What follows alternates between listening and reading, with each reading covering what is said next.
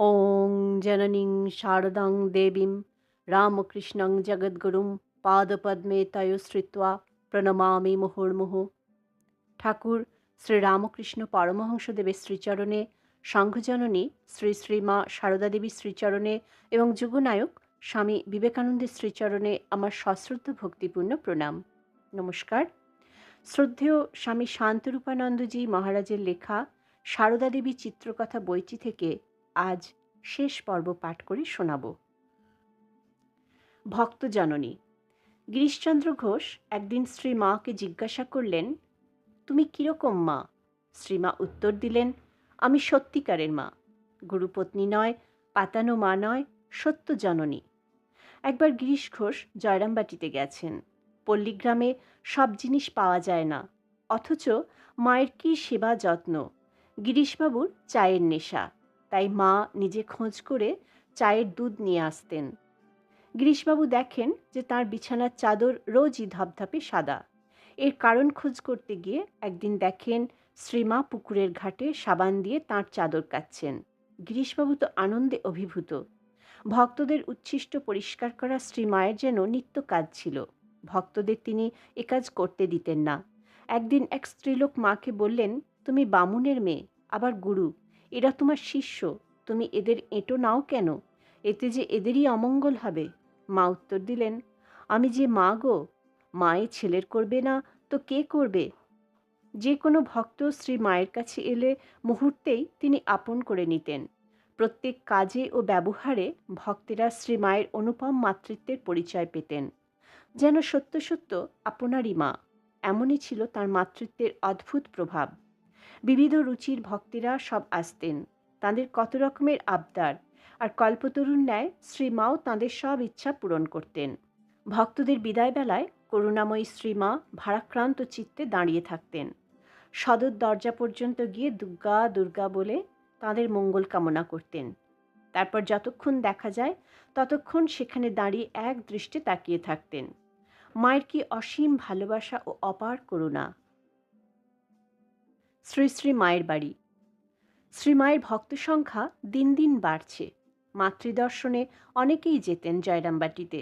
তখনকার দিনে জয়রামবাটি যাওয়া খুব কষ্টসাধ্য ছিল। এদিকে কলকাতায় শ্রী মায়ের জন্য কোনো নিজস্ব বাড়ি ছিল না। তিনি কলকাতায় এলে কোনো ভক্ত বাড়িতে বা ভাড়া বাড়িতে থাকতেন। তাতে তাঁর ব্যক্তিগত স্বাধীনতা খর্ব হতো। এই দেখে ঠাকুরের অন্যতম শিষ্য স্বামী শারদানন্দ ঠিক করলেন মায়ের জন্য কলকাতায় একটি পাকা বাড়ি নির্মাণ করবেন।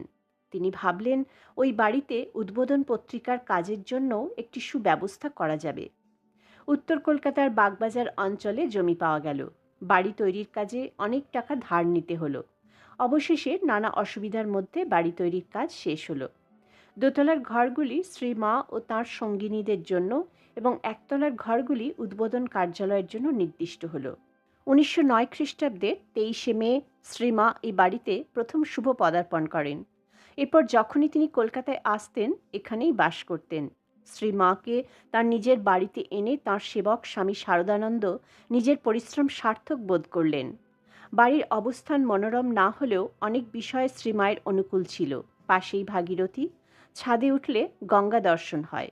বাড়ি দেখে শ্রীমা খুব আনন্দিত। স্বামী শারদানন্দকে অজস্র আশীর্বাদ করলেন। বাড়িটি শ্রী শ্রীমায়ের বাটি ও উদ্বোধন কার্যালয় এই উভয় নামেই পরিচিত। আমজাদ। শ্রীমায়ের অপার স্নেহ সর্বব্যাপী। জাতি ধর্ম নির্বিশেষে সকলকে তিনি সমান ভালোবাসতেন। যে কেউ তাঁর কাছে আসত তিনি অকাতরে তাকে স্নেহ করতেন। তার মাতৃত্বের প্রভাবে দুষ্ট লোকও ভালো হতো, দস্যুও ভক্তে পরিণত হতো। জয়রামবাটির কাছে শিরোমণিপুরে বহু মুসলমানের বাস। তারা একসময় তুঁতের চাষ করত, কিন্তু বিদেশি রেশমের প্রতিযোগিতায় ওই ব্যবসা নষ্ট হয়ে যায়।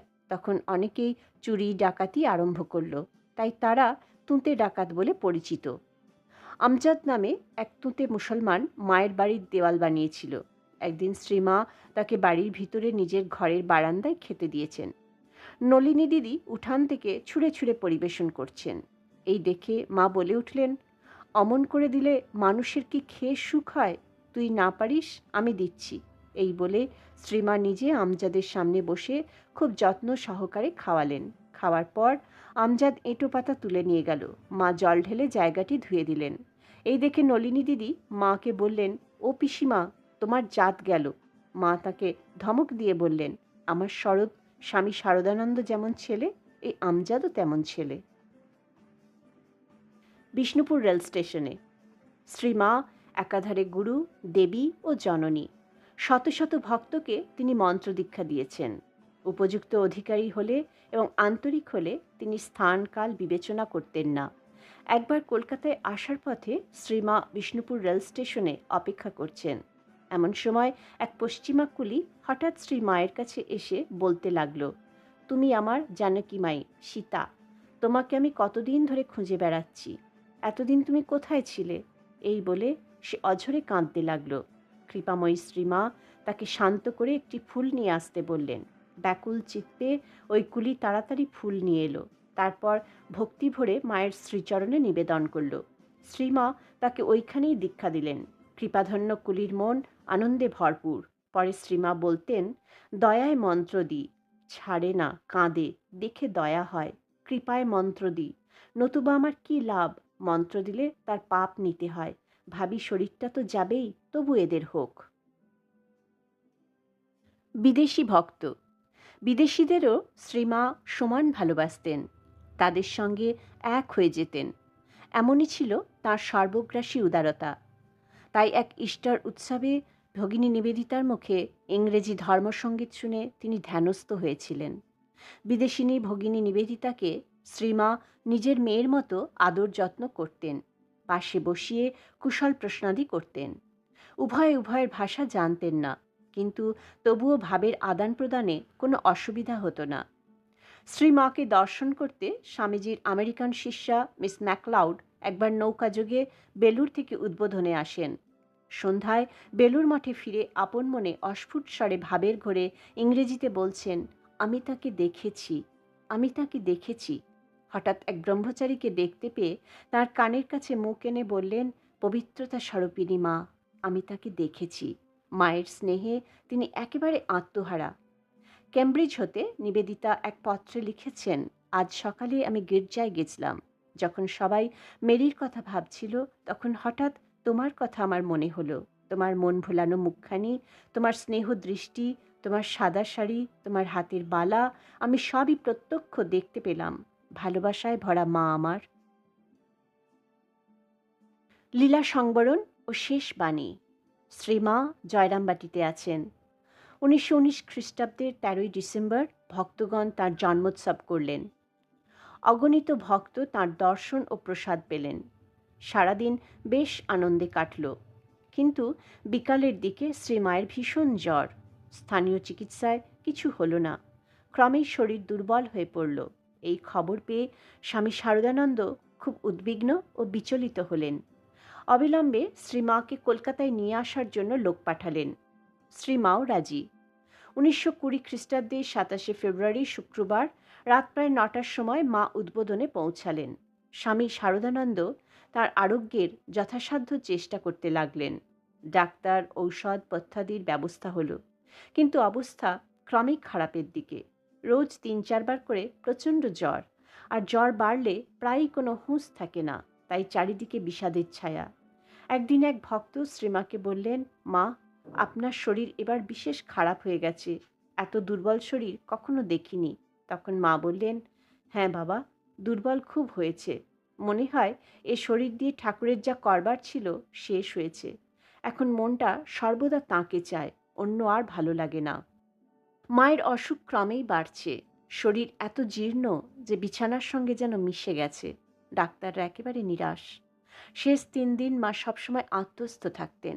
অবশেষে 1920 খ্রিস্টাব্দের 21শে জুলাই মঙ্গলবার রাত 1:30টার সময় শ্রীমা স্থূলদেহ ত্যাগ করেন। পরদিন শ্রীমায়ের পুতদেহ বেলুর মঠে আনা হলো। তারপর বেলা 3টার সময় স্বামীজির মন্দিরের উত্তরে চন্দনকাঠে সজ্জিত চিতায় আহুতি দেওয়া হলো। ওই পবিত্র স্থানের উপর সুন্দর এক মন্দির হয়েছে। 1921 খ্রিস্টাব্দের 21শে ডিসেম্বর বুধবার শ্রী শ্রীমায়ের জন্মতিথিতে এই মাতৃমন্দিরের প্রতিষ্ঠা। শ্রীমায়ের দেহত্যাগের কয়েকদিন পূর্বে তাঁকে দেখতে এসেছেন ভক্ত অন্নপূর্ণার মা। ভিতরে যাওয়া নিষেধ, তাই ঠাকুরঘরের দুয়ারে দাঁড়িয়ে আছেন। হঠাৎ পাশ ফিরে মা তাকে দেখেই ইঙ্গিতে কাছে ডাকলেন। তিনি কাছে গিয়ে প্রণাম করে কাঁদতে কাঁদতে বললেন, মা, আমাদের কি হবে? করুণাবিগলিত কণ্ঠে মা থেমে থেমে বললেন, ভয় কি? তুমি ঠাকুরকে দেখেছ, তোমার আবার ভয় কি? একটু পরে আবার বললেন, তবে একটা কথা বলি, যদি শান্তি চাও মা, কারো দোষ দেখো না, দোষ দেখবে নিজের। জগৎকে আপনার করে নিতে শেখো। কেউ পর নয় মা, জগৎ তোমার। এই শ্রী শ্রী মায়ের শেষ বাণী। আজ এই পর্যন্ত। আশা করি আজকের এই পাঠ আপনাদের সবার ভালো লেগে থাকবে। মায়ের কৃপায় আপনারা সবাই ভালো থাকবেন, সুস্থ থাকবেন, আনন্দে থাকবেন। ওম শান্তি শান্তি শান্তি। হরি ওম তৎসৎ। শ্রীরামকৃষ্ণ অর্পণমস্তু।